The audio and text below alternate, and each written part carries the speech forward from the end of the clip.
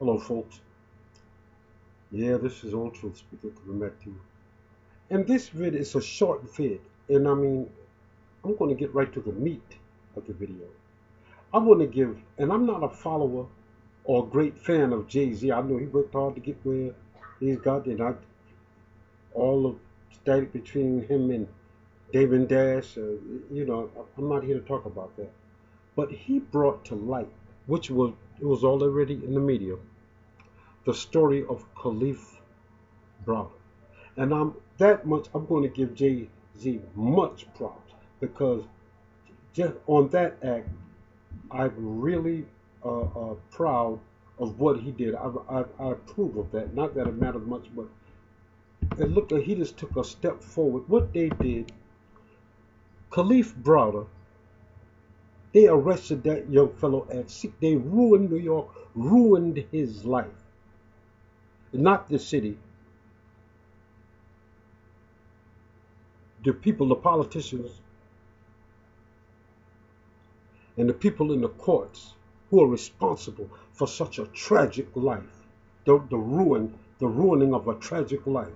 But Jay-Z and Harvey Weinstein brought it to light, and I want to thank him, and not only him, I think his name is Harvey Weinstein, for bringing to light the tragic life and the death of Kalief Browder.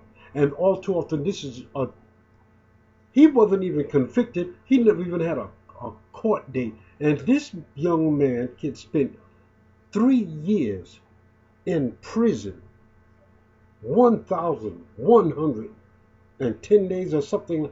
That's awful. And you seen where the guards beat this kid down, and he would.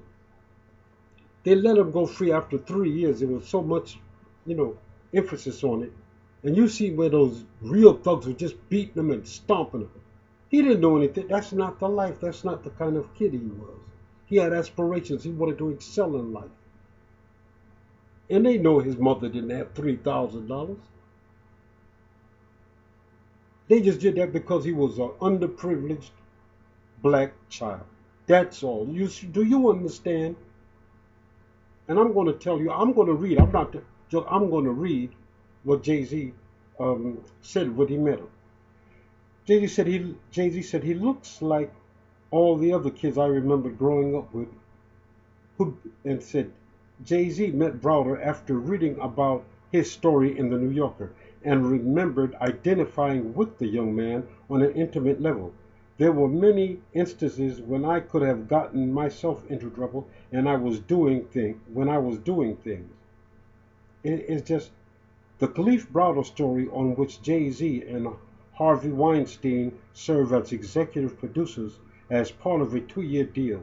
It is just something on the tragic man. This man, after getting out, they sprung up with some more crap on this man, and he told his mother, I can't go back to jail, and he hung himself. Now, they should sue New York and sue the justice system for $200 or $300 million.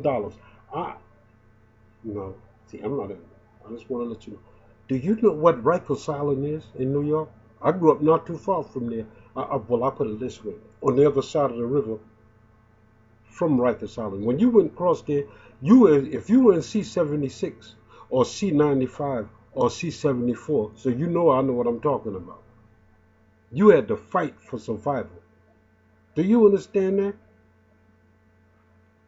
It's disgusting that they would do this to an innocent. And he's not the only innocent person on it. I grew up with a young man by the name of, well, we just called him Mike. He changed his name to Karate Boy, and he was an expert in Taekwondo. Yes, he was in the record books. He is. He fought in Madison Square Garden. I'll be brief. He was walking down the street with a friend who was not even African American. He was a short guy. The first thing they told him, they arrested him and said he stuck somebody. He did not, because that's not the type of person he was.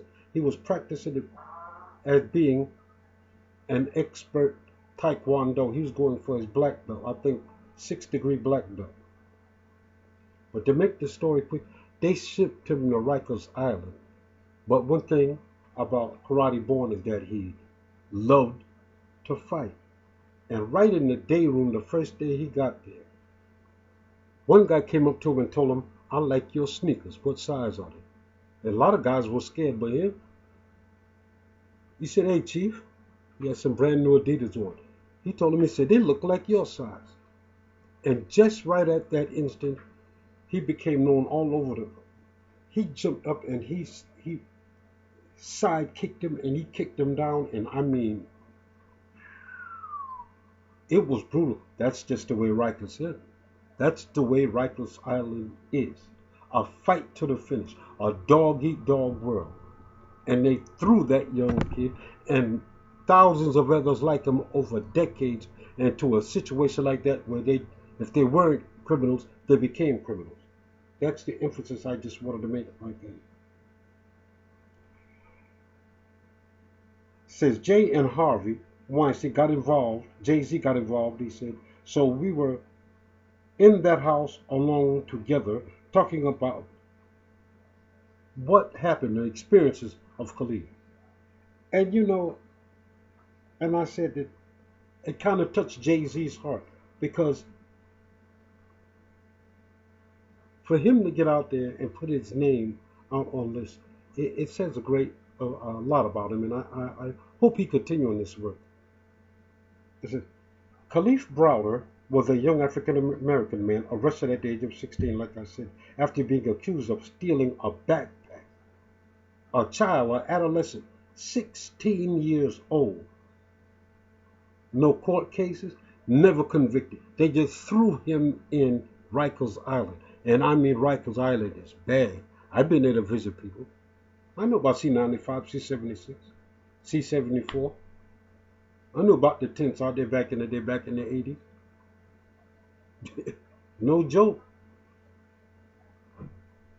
Can you imagine spending 3 years on Rikers Island? Some people were saying they had to hide food everywhere they could just to get back to their cell and eat. And they said most of his time, after being stomped and beaten and brutalized by COs, correction officers, excuse me, he was in PC. They used to call it Punk City. I'm going to be honest. See, this is a total absence of God. See, these people, there's no love of God and how to treat your fellow man. They just did that because they could. They seen he was black, underprivileged, and a child living in a single parent home.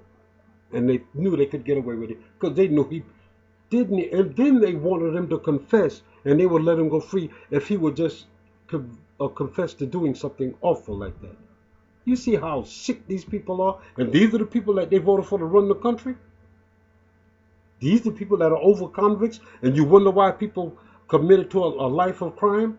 If you weren't a criminal by the time you came out of there, you were one.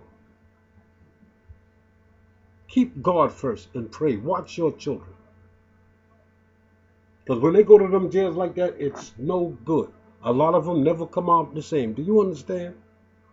I know an awful lot of guys who went in those places and came out. Not all are criminals, but I'm just saying, it doesn't help you. And he was just, it was in his mind, even though they let him free. We need God like never before. From the president, Mr. Trump, to the leaders of these institutions, to the people. See, locking people up and ruining people's lives is $1 trillion business. These people are after money. They could care less about civil rights, affirmative action, or anybody else. All they want is money. And they'll do that the same to you, me, or anybody else. Be careful out there. And this is for all Americans, white and black. Be careful. Watch your children, because you got perverts, monsters, and the cops. A lot of them, the cops and the Klan go hand in hand. May God guide you and protect you, and cause His face to shine on you and give you peace. In Jesus' name, be careful.